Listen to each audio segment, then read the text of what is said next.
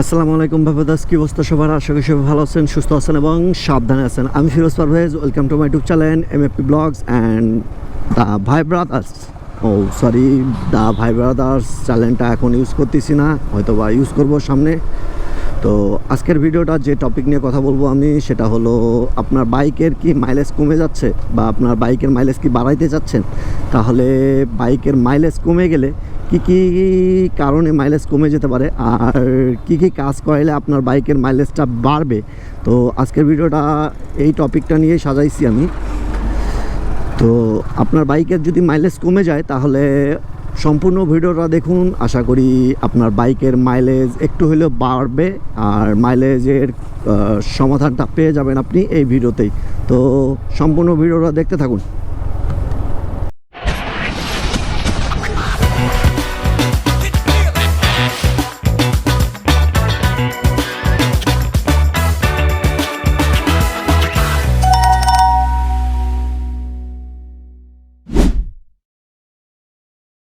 তো বাইকের মাইলেজ কমে যাওয়ার প্রথম কারণটা হলো আপনার বাইকের এয়ার ফিল্টারে ময়লা জমে যাওয়া বা এয়ার ফিল্টারটা নোংরা অপরিষ্কার থাকা।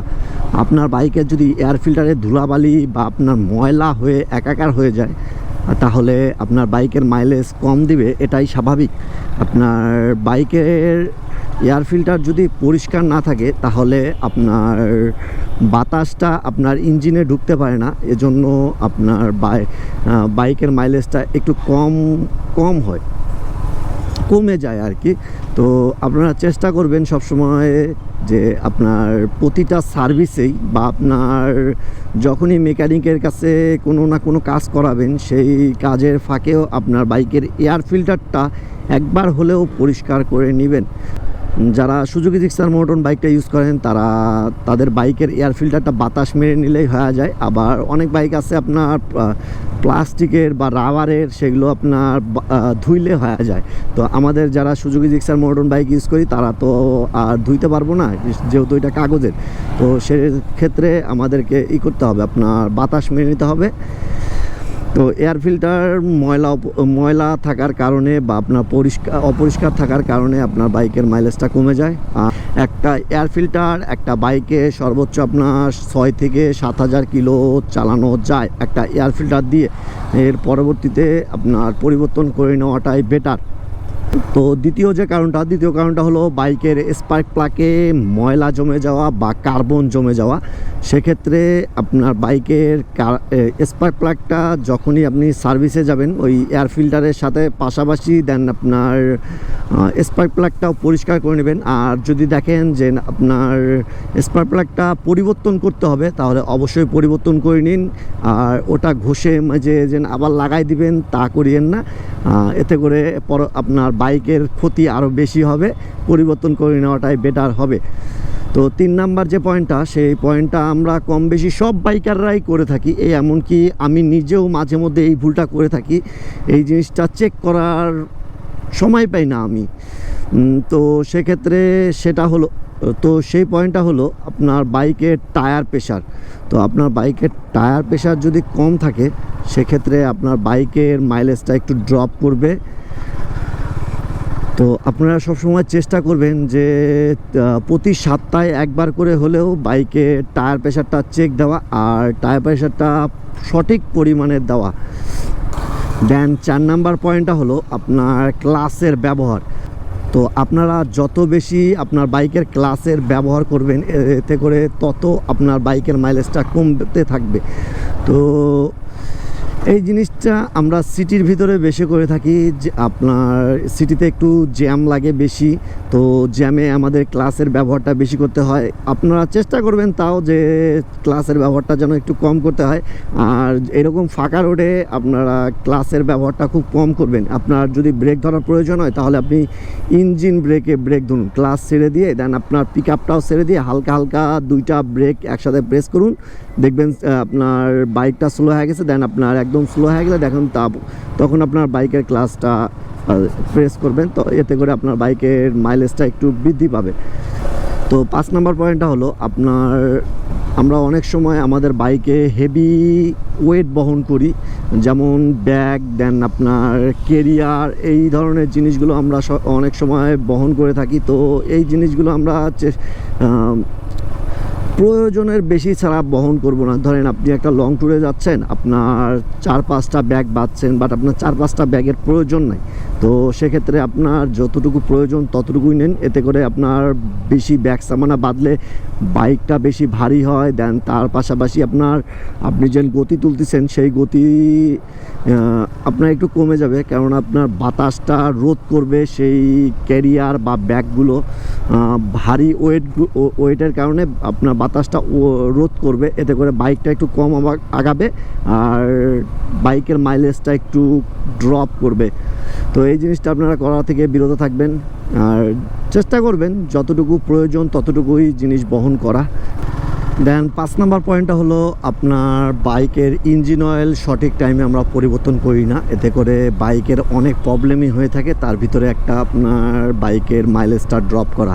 তো আমরা চেষ্টা করব যে আমরা সঠিক টাইমে আমাদের বাইকের ইঞ্জিন অয়েলটা পরিবর্তন করার। এতে করে বাইকের ক্ষেত্রেও ভালো হবে, দেন আপনার মাইলেজের ক্ষেত্রেও ভালো হবে। বাইকের অন্য সমস্যাগুলোও ফেস করতে হবে না আপনাকে। আপনার একটা ইঞ্জিন অয়েল দিয়ে সর্বোচ্চ আপনি মিনারেলটা দিয়ে 1000 থেকে 1200 কিলোমিটার চালাইতে পারবেন। 1000-এর উপরে না চালানোটাই বেটার। আর ফুল সিনথেটিকটা দিয়ে আপনার সর্বোচ্চ 2200 থেকে 2300 কিলোমিটার এর উপরে না চালানোটাই বেটার বাংলাদেশের রোডের ক্ষেত্রে। বাহিরের হিসাব আলাদা, বাট আপনার বাংলাদেশের রোডের ক্ষেত্রে আপনার 2200 থেকে 2300, আর মিনারেলের ক্ষেত্রে 1000-এর উপরে না চালানোটাই ভালো। আর যদি আপনার বাইক নতুন হয়ে থাকে, মানে আপনার একদম ব্র্যান্ড নিউ নিয়ে আসলেন, দেন প্রথমবার 500 কিলোমিটার, দেন তার পরবর্তীতেও 500 কিলোমিটার পরপর মিনারেলটা ইউজ করা উচিত। তার পরবর্তীতে আপনি 1000 কিলোমিটার ইউজ করতেই পারেন, সেটা আপনার ব্যক্তিগত ব্যাপার। বাট আপনার 1000-এর মিনারেল দিয়ে 1000-এর উপরে ইউজ না করাটাই ভালো, মানে বাইকটা না চালানোটাই ভালো। দেন 6 নম্বর পয়েন্টটা হলো আমরা এই ভুলটা অনেক সময় করে থাকি, অনেকেই করে থাকি, সবাই কম বেশি অনেকেই করে থাকে। এই জিনিসটা হলো আমরা বাইকটা যখন নিয়ে দেন কোনো কিছু ভাবাভাবি না করে দেন বাইকটা একদম হাই আরপিএমে বাইকটা রাইড করি, মানে থ্রোটালটা একদম ঠেকাই দেই, দেন তারপরে রাইড করি।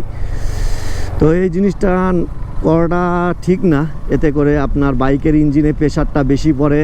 আর হঠাৎ করেই আরপিএমটা হাই করে দেওয়া, আর আরপিএম হাই থাকলে আপনার মাইলেজটা একটু কমবেই।